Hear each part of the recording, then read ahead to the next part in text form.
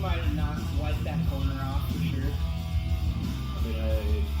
So what we're doing here, we got a 1976 Monte Carlo, and we had a customer bring it up from Louisiana, and we were putting T-tops in it.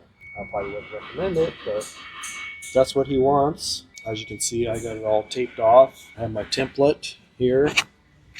We can sit back on there. Got it all traced out to where I need it. And now I'm going to start I got to drill a hole back here, and I got my air saw. I'm going to cut this out. Doing the same thing on the other side. Got to leave a little bit here on the end, so when I put the frame in, I'll have something to lock the T-tops in.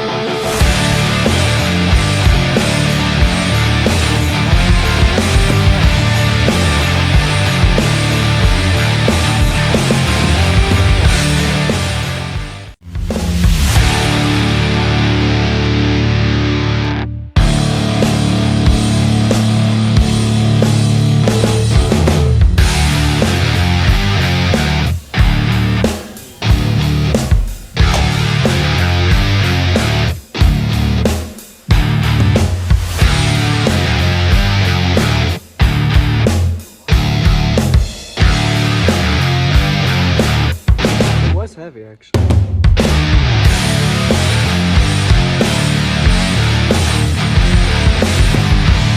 Got the customers picking the car up here. Transport's going to be picking up here at about 11 o'clock. They went in pretty good as far as fitment. Of course, you're trying to put aftermarket stuff on a production vehicle.